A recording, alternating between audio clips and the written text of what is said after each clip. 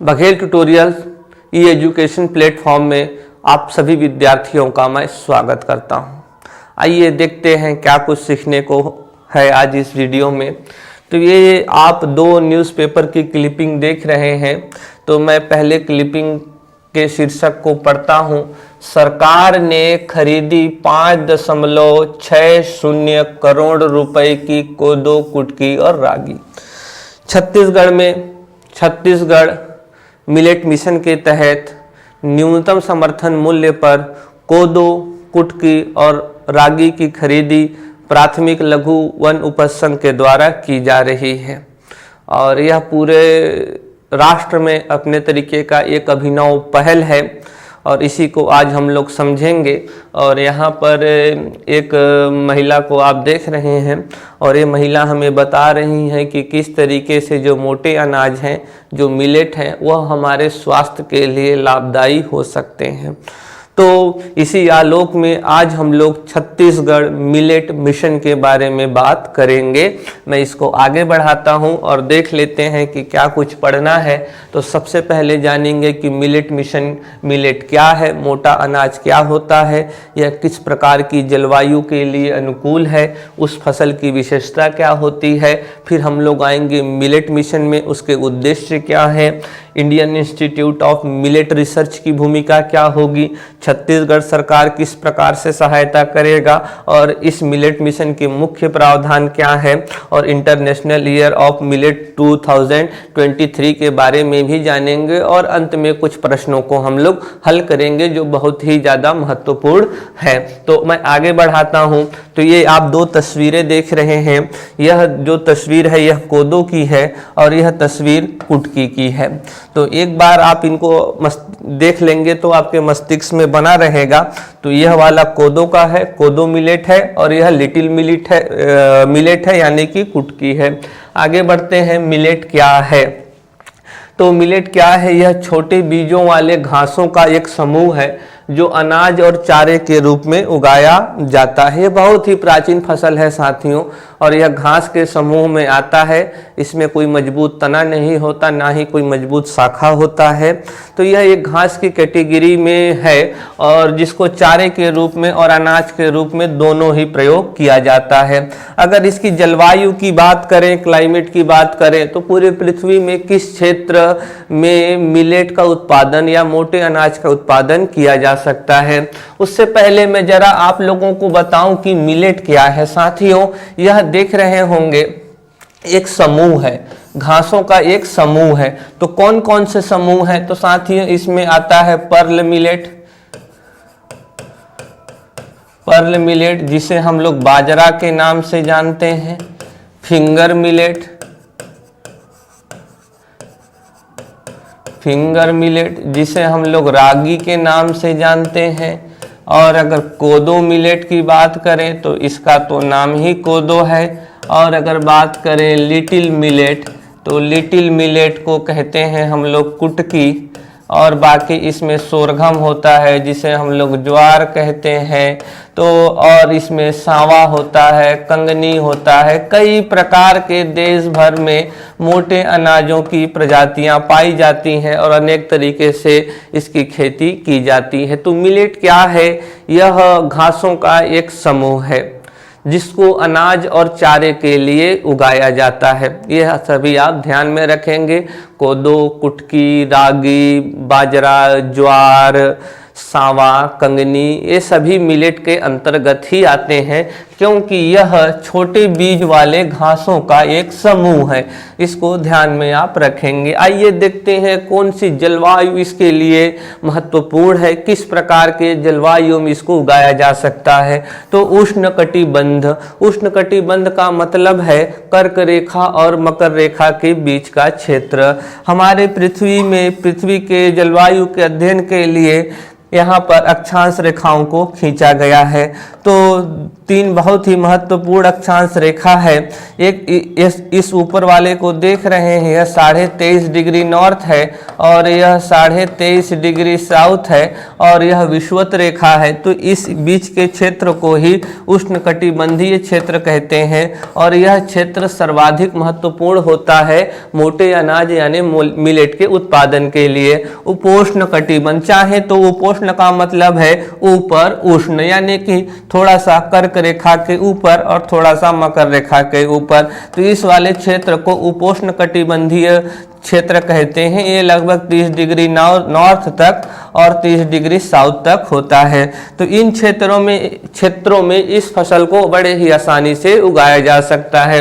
आगे देखते हैं, इसके लिए तापमान की जरूरत होती है 26 से 29 डिग्री, इसीलिए यह उष्ण और उपोष्ण कटिबंध के लिए ही अनुकूल है, क्योंकि जो कोदो, कुटकी और रागी है या कोई भी मोटा अनाज है वो अधिक तापमान को पसंद करता है। अधिक तापमान को पसंद करेगा यानी सूर्य की रोशनी ज्यादा मिलनी चाहिए। तो सूर्य की रोशनी पृथ्वी पर ज्यादा कहाँ मिलती है? तो कर्क रेखा और मकर रेखा के बीच में। सूर्य की लंबवत किरणें केवल कर्क रेखा और मकर रेखा के मध्य में ही हो सकती है। तो इसीलिए आप देख रहे हैं यह फसल उष्णकटिबंधीय और उपोष्णकटिबंधीय जलवायु के अनुकूल है और तापमान 26 से लेकर 29 डिग्री सेल्सियस तक। अगर वर्षा की बात करें तो अगर वर्षा 50 से 90 सेंटीमीटर तक है तो यह फसल को बड़े ही आसानी से हम लोग उगा सकते हैं। अगर 70 सेंटीमीटर है, 80 सेंटीमीटर है, 60 सेंटीमीटर है वार्षिक औसत वर्षा, ये जो देख रहे हैं यह क्या है? तो वार्षिक औसत वर्षा की बात हो रही है साथियों। अगर इतनी वर्षा हो जाए तो लगभग इस फसल को बड़े आसानी से उगाया जा सकता है। मृदा, शुष्क मृदा। शुष्क मृदा का मतलब होता है साथियों ऐसी मृदा जो कम वर्षा वाले क्षेत्रों में पाई जाती हो, जहां का तापमान ज्यादा हो। तो शुष्क जलवायु में पाई जाने वाली मृदा को शुष्क मृदा कहते हैं और शुष्क मृदा को बलुई दुमटी मृदा भी कह सकते हैं, सैंडी सिल्ट सॉइल भी कह सकते हैं। इसमें इस मृदा के कणों का आकार बड़ा होता है और कणों के आकार बड़ा होने के कारण इसकी पारगम्यता ज्यादा हो जाती है और जल धारण क्षमता कम हो जाती है। और अगर जल धारण क्षमता कम हो जाएगी तो इसमें अन्य फसलों को उगाना बड़ा कठिन होता है। धान को नहीं उगाया जा सकता, धान के लिए पानी का रुकना जरूरी है और इस मृदा में वो रुक नहीं पाता है। तो यह जो मृदा होता है सभी फसलों के अनुकूल नहीं होता है। साथ में यह मृदा लवणीय प्रकृति का होता है, क्योंकि बी होराइजन से जो जब वाष्प उत्सर्जन होता है, जब वाष्पीकरण होगा तो बी होराइजन में जमा किए हुए लवण ऊपर की तरफ बढ़ते हैं और मृदा के ऊपरी हिस्से में आके जमा हो जाते हैं। तो यह मृदा क्षारीय प्रकृति की होती है और हर फसल इस क्षारीय प्रकृति को सहन नहीं कर सकता है। और अभी जलवायु परिवर्तन के कारण, वन उन्मूलन के कारण, अतिचारा के कारण, अनेक कारणों से भूमि का मरुस्थलीकरण हो रहा है। तो ऐसे में अधिकांश फसल उस मृदा के प्रति सहनशील नहीं होते। तो आने वाले भविष्य में मरुस्थलीकरण को देखते हुए यह फसल और भी महत्वपूर्ण हो जाता है। अगर हम लोग मिलेट के बारे में इतनी चीजें जान लिए होंगे, हम लोग समझ लिए कि यह किस प्रकार की मृदा के लिए उपयुक्त है, कितनी वर्षा की जरूरत है, कितना तापमान इसके लिए आवश्यक है, कितनी और कौन से जलवायु में, जलवायु का मतलब है अक्षांशों के आधार पर इसको पृथ्वी में कहां स्थापित किया जाए। मैं आगे बढ़ता हूं और कुछ इसकी विशेषताओं पर नजर डालते हैं ताकि आपको इस फसल के महत्व के बारे में जानकारी प्राप्त हो सके। तो साथियों यह प्राचीन खाद्य पदार्थ है। जब से मानव का उद्भव हुआ है तब से वह मिलेट का या मोटे अनाज का भक्षण कर रहा है। प्राचीन काल में तो यह वन क्षेत्र में स्वयं ही उगाते थे। मानव ने इसको देखा, इसकी प्रकृति को जाना, इसको उगाना सीख लिया और इंडस वैली सिविलाइजेशन में हम लोगों को ज्वार बाजरा के खेती के साक्ष्य प्राप्त होते हैं। इस फसल का उपयोग चारा के रूप में भी किया जा सकता है। भारत का कृषक सूक्ष्म रूप में पशुपालक भी होता है। कुछ न कुछ पशु अवश्य ही होते हैं। आज कृषि में मशीनीकरण के कारण पशुओं का उन्मूलन हो रहा है, लेकिन अभी भी हर कृषक के पास कोई न कोई एक पशु, गाय, बैल या भैंस या बकरी होती ही है। तो उनके लिए इसका प्रयोग चारा के रूप में भी किया जा सकता है। इसको कम जल की आवश्यकता होती है, तो कम जल में भी यह आसानी से आपको उत्पादन दे सकता है। जलवायु परिवर्तन के अनुकूल फसल है। जलवायु परिवर्तन, ग्रीन हाउस गैसों के उत्सर्जन से वैश्विक तापन की घटना हो रही है और वैश्विक तापन की तीव्रता में वृद्धि से जलवायु परिवर्तित हो रहा है, तापमान बढ़ रहा है। और यह जो मोटे अनाज होते हैं यह उष्ण जलवायु को पसंद करते हैं, तो तापमान बढ़ेगा तो अधिकांश फसल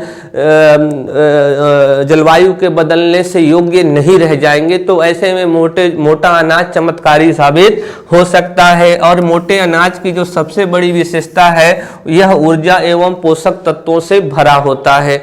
ऊर्जा एवं पोषक तत्वों से भरा होने का अर्थ यह है साथियों कि भारत में कुपोषण की मात्रा बहुत ज़्यादा है। अगर हम लोग यहाँ बात करें बच्चों की तो स्टंटिंग से, वास्टिंग से, अंडरवेट से, ओवरवेट से ग्रसित हैं।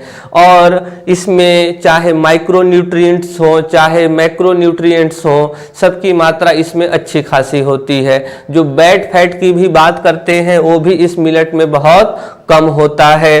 तो अगर मैक्रो न्यूट्रिएंट्स का, अगर वृहद पोषक तत्व की बात करें तो carbon, hydrogen, oxygen, nitrogen, phosphorus, potassium, calcium, magnesium और सल्फर इसमें प्रचुर मात्रा में पाए जाते हैं। कम अवधि की फसल अगर तुलना करें हम लोग गेहूं और चावल से, तो अभी जितना ज़्यादा अवधि की फसल होगी उतना आपको देखभाल करना पड़ेगा, उतना ज़्यादा उस पर हमले का संभावना है। कौन हमला करेगा? कीट करेंगे, कवक करेगा, तो ऐसे भी हम लोग की संभावना रहती है अगर फसल की अवधि बढ़ जाती है। शिशु खाद्य के रूप में अभी जो शिशु होते हैं, जो गर्भवती महिला होती हैं, उनको अधिक पोषण की जरूरत पड़ती है। तो अभी छत्तीसगढ़ सरकार द्वारा और संपूर्ण भारत भर में पोषण अभियान के तहत मोटे अनाज से निर्मित खाद्य पदार्थों को गर्भवती महिला और शिशुओं को दिया जाता है ताकि वह कुपोषण के शिकार से दूर रह सके। आगे देखते हैं प्रातःकालीन भोजन। प्रातःकालीन भोजन यानी कि मैं क्या कह रहा हूँ, ब्रेकफास्ट। तो ब्रेकफास्ट में ओट्स जो खाते हैं और दलिया बना सकते हैं, इसका अनेक प्रकार से पोहा भी बना सकते हैं मोटे अनाज से और अपने शरीर को पोषक तत्वों से भरपूर कर सकते हैं और बीमारियों से दूर रह सकते हैं। तो आप इस विशेषता से सीख रहे हैं कि यह जो फसल है यह बहुत ही ज़्यादा महत्वपूर्ण है और आने वाले वर्षों में भारत के लिए बड़ा ही अहम होगा। न सिर्फ यह कम जल, पर्यावरण के अनुकूल है, कम जल लेता है, शुष्क मृदा में उग जाता है, बल्कि यह स्वास्थ्य की दृष्टि से भी बड़ा ही महत्वपूर्ण है। और यह जो फसल है वर्तमान में जनजातीय इलाकों में उगाया जाता है, पहाड़ी इलाकों में उगाया जाता है। तो ऐसे में अगर इस फसल को प्रोत्साहित किया जाता है तो वनवासियों का, जनजातियों का भी सशक्तिकरण होगा। आगे बढ़ता हूं मैं, यहाँ कुछ आंकड़े दिए गए हैं भारत सरकार द्वारा। अगर आप देखेंगे तो यह दर्शा रहा है, यह जो ब्लू लाइन है यह क्षेत्रफल को दर्शा रहा है। और 1950-55 में देखिए क्षेत्रफल कितना था, लगातार कम होते होते वह 2015 से लेकर 20 तक देखिए कितना कम हो गया है। इसी तरीके से अगर आप प्रोडक्शन को देखें तो प्रोडक्शन में कोई ज़्यादा अंतर आया नहीं है, थोड़ा सा उतार चढ़ाव है। और यह जो आप देख रहे होंगे यह वाला रंग है, यह प्रोडक्टिविटी को दर्शाता है, यील्ड को दर्शाता है कि पर हेक्टेयर में कितना किलोग्राम का उत्पादन हुआ। और यह मिलेट के लिए आंकड़े हैं। तो अगर आप देखें तो यील्ड लगातार बढ़ता गया है, इस यील्ड को जरा देखिए।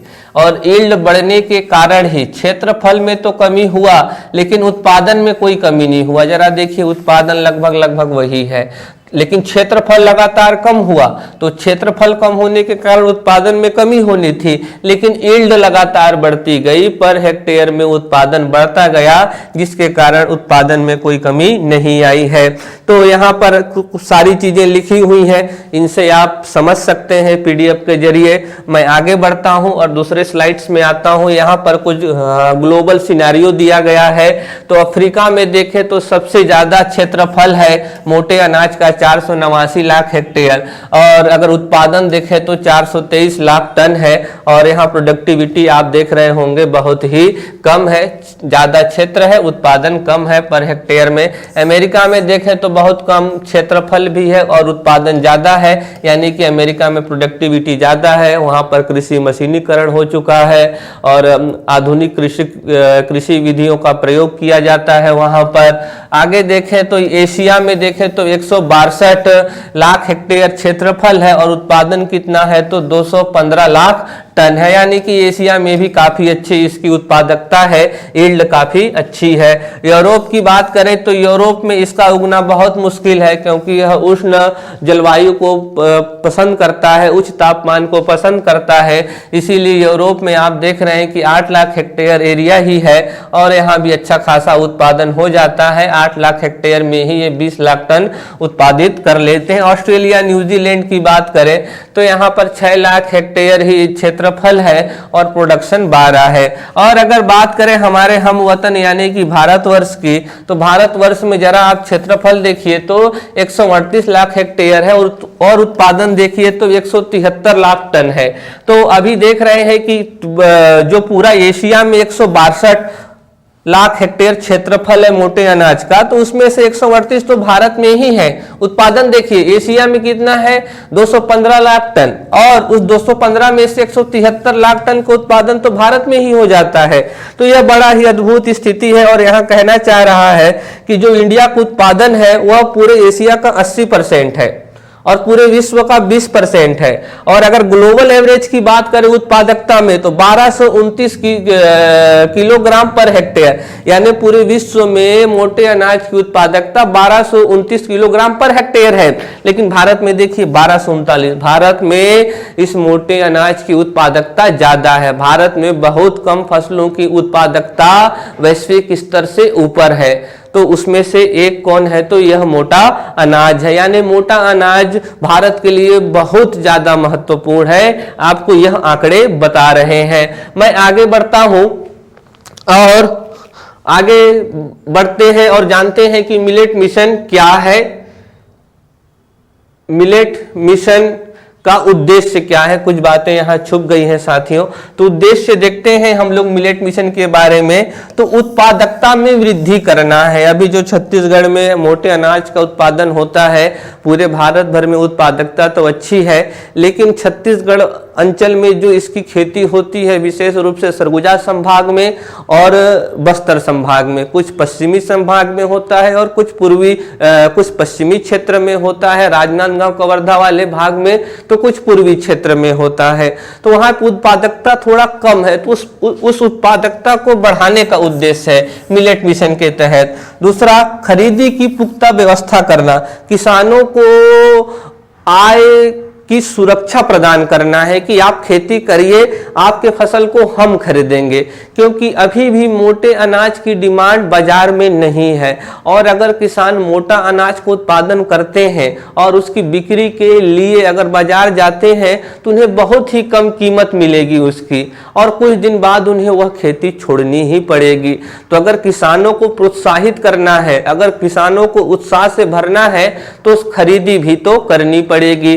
तो मिलेट मिशन का जो पहला उद्देश्य है वह है कि यील्ड में वृद्धि करना, प्रोडक्टिविटी को इंक्रीज करना, और दूसरा है खरीदी की पुख्ता व्यवस्था करना। प्रसंस्करण, प्रसंस्करण का मतलब क्या है साथियों कि मोटे अनाज का जो कच्चा पदार्थ होगा, उस कच्चा पदार्थ से हम लोग कोई अन्य वस्तुएं बना सकें, उसको प्रोसेस कर सकें। जैसे अगर मैं यहाँ ले लूं कोदो मिलेट को, तो कोदो से हम लोग कोदो कुकीज बना सकते हैं, बिस्किट बना सकते हैं और वह बाजार में बिक सकता है।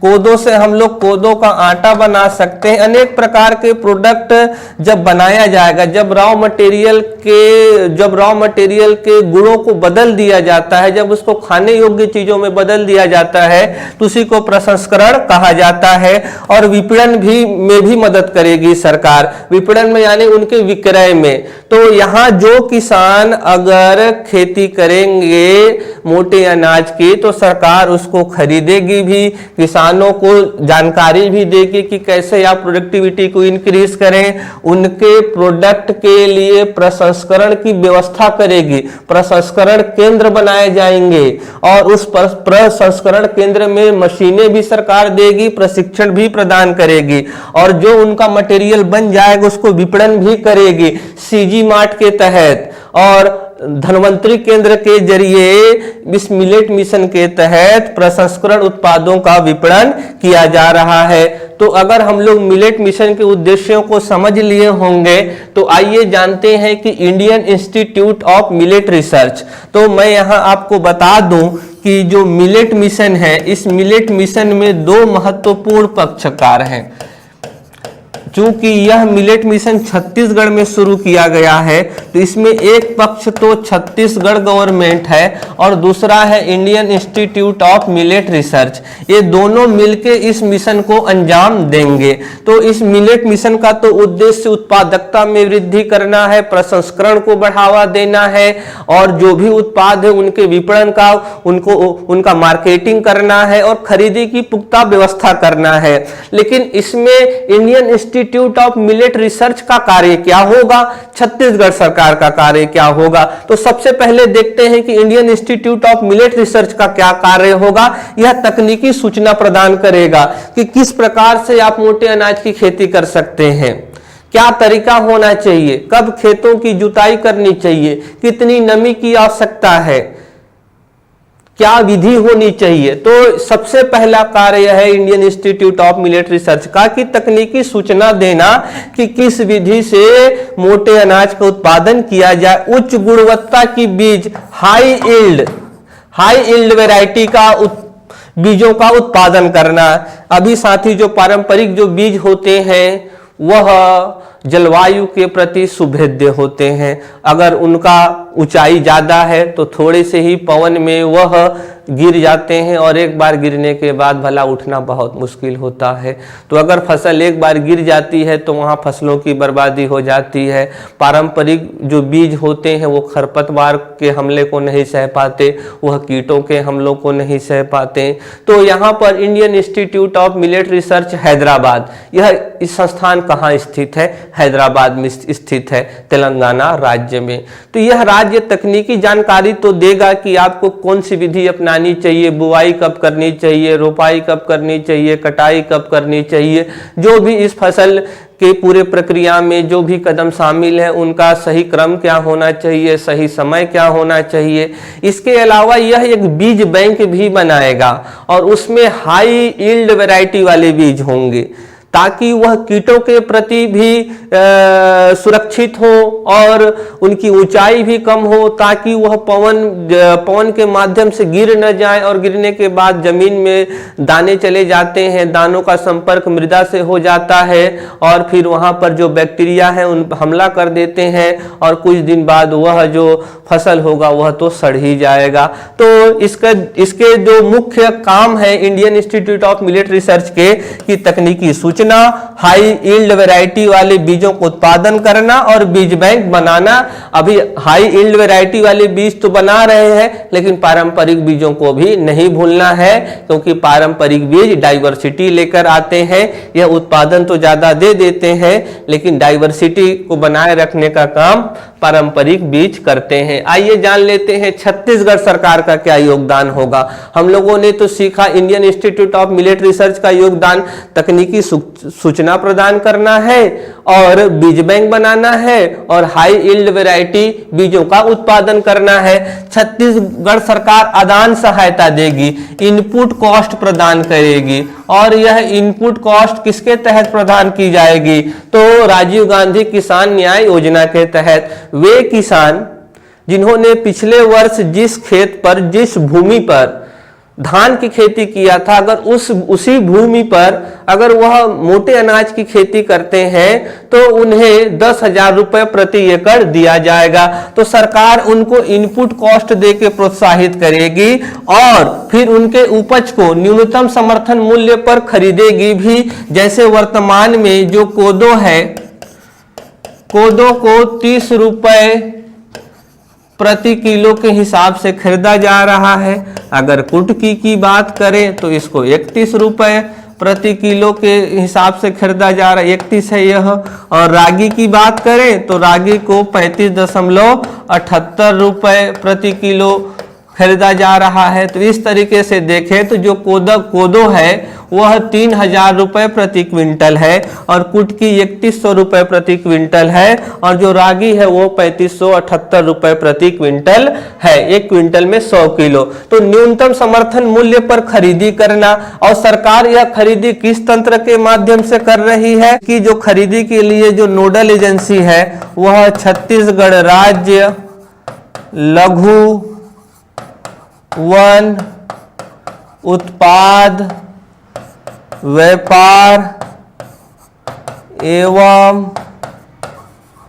विकास संघ मर्यादित को नोडल एजेंसी बनाया हुआ है। इस संस्था की स्थापना 30 अक्टूबर सन 2000 को हुई थी ताकि लघु वन उत्पाद से बिचौलियों को बाहर किया जा सके और जनजातियों को अधिक से अधिक रोजगार के अवसर प्रदान किए जाए और उनकी आय की सुरक्षा की जा सके और लघु वन उत्पाद के संकलन को, संग्रहण को, विपणन को, प्रसंस्करण को सहकारी आधार पर संगठित किया जाए। इसीलिए इसकी स्थापना 30 अक्टूबर 2000 को की गई थी। इसके तहत जिला लघु वन उत्पाद सहकारी संघ होते हैं जिनकी संख्या 31 है और इस जिला यूनियन के अंतर्गत, जिला लघु वन उत्पाद सहकारी संघ के अंतर्गत प्राथमिक लघु वन उपज संघ होते हैं और इसी लघु वन उपज संघ द्वारा छत्तीसगढ़ सरकार द्वारा मिलेट की खरीदी की जा रही है। तो 3 स्टेज में कार्य होता है। छत्तीसगढ़ राज्य लघु वन उत्पाद व्यापार एवं विकास संघ मर्यादित जो रायपुर में है, यह राज्य स्तर पर एक ही होता है। यह कार्य लेता है जिला यूनियन के माध्यम से। हर जिला में जिला लघु वन उत्पाद सहकारी संघ मर्यादित की स्थापना की गई है और एक जिला के अंतर्गत यह जो जिला यूनियन होते हैं यह प्राथमिक लघु वन उपज संघ की स्थापना करते हैं और ये प्राथमिक लघु वन उपज लघु वन उत्पाद को खरीदते हैं और इसी प्राथमिक लघु वन उपज संघ को भी कोदो, कुटकी और रागी की खरीदी करने का जिम्मेवारी सौंपी गई है और किस कीमत पर? तो न्यूनतम समर्थन मूल्य पर। प्रसंस्करण का भी कार्य देखेगी छत्तीसगढ़ सरकार। ऐसी इकाई स्थापित करेगी जो मशीनें देगी और मशीनों पर कार्य करने के लिए प्रशिक्षण देगी ताकि कोदो से कोदो बिस्किट बनाया जा सके। विपणन का भी कार्य करेगी। जब कोदो बिस्किट बन जाएगा तो उसको सीजी मार्ट के तहत या फिर उसको धनवंतरी के तहत, और रायगढ़ में तो मिलेट कैफे खुला है जिसकी चर्चा प्रधानमंत्री जी ने अभी मन की बात में की है। ध्यान रखिएगा, देश भर में का पहला मिलेट कैफे रायगढ़ में खुला गया है। अगर आप उस कैफे में जाएंगे तो आपको पिज्जा मिलेगा, उसके लिए कच्चा पदार्थ मोटे अनाज है। वहां आपको पोहा मिलेगा, पोहा के लिए भी कच्चे पदार्थ के रूप में मिलेट का प्रयोग किया गया है। तो इसको भी आप सभी ध्यान में रखेंगे और यह छत्तीसगढ़ सरकार की जिम्मेवारी होगी। और अगर मुख्य प्रावधान की बात करें तो छत्तीसगढ़ के लगभग 20 जिलों में कोदो, कुटकी, रागी की खेती होती है, लेकिन 14 जिलों का चुनाव किया गया है। 7 जो जिले हैं वो बस्तर संभाग के हैं, कांकेर, कोंडागांव, बस्तर, बक्सर, नारायणपुर, सुकमा, बीजापुर, दंतेवाड़ा। ये 7 जिले बस्तर संभाग के हैं। सरगुजा संभाग के 4 जिले हैं, कोरिया, सूरजपुर, बलरामपुर, जसपुर। और 3 जो जिले हैं वो पश्चिमी भाग के हैं, राजनांदगांव, गौरेला, पेंड्रा, मरवाही और कवर्धा। तो 7 बस्तर संभाग के, 4 सरगुजा संभाग के, 7 4 11। और जो 3 जो जिले हैं वह पूर्वी पश्चिमी भाग के हैं, उसमें राजनांदगांव है, गौरेला, पेंड्रा, मरवाही है और कवर्धा है। तो आप इसको विशेष रूप से ध्यान रखें कि जो छत्तीसगढ़ मिलेट मिशन है वह छत्तीसगढ़ के कितने जिलों में चल रहा है। आगे मैं बढ़ता हूं और इंटरनेशनल ईयर ऑफ मिलेट 2030 के बारे में जान लेते हैं। तो साथियों, इससे पहले मैं आपको बताना चाहूंगा, भारत सरकार ने नेशनल ईयर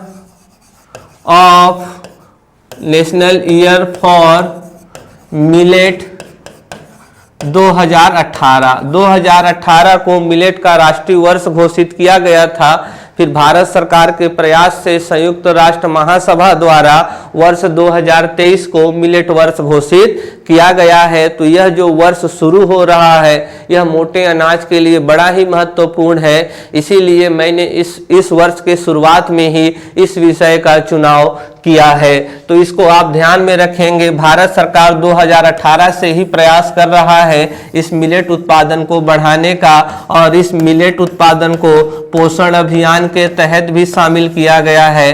पोषण अभियान ministry of women and child development द्वारा चलाया जा रहा है। और पोषण अभियान के तहत गर्भवती महिलाओं को, बच्चों को जो भी खाद्य पदार्थों की आपूर्ति की जाती है, कोशिश किया जाता है कि उसके लिए कच्चा पदार्थ मोटा अनाज ही हो। इसके तहत ICAR ने एक हिम शक्ति नामक हाई यील्ड वैरायटी बीज का भी विकास किया हुआ है। इस इंटरनेशनल ईयर ऑफ मिलेट का उद्देश्य क्या है? तो मिलेट के स्वास्थ्य लाभों के प्रति जन जागरूकता के लिए कार्य करना। जलवायु परिवर्तन के दौर में मिलेट की कृषि सतत कृषि का विकल्प है, और इसको हम लोगों ने पहले ही सीखा है। तो आइए अब इतना सीख लेने के बाद, लेकिन ध्यान में रखें, बहुत महत्वपूर्ण है कि इंटरनेशनल ईयर ऑफ मिलेट कब, किस वर्ष के लिए घोषित किया गया है।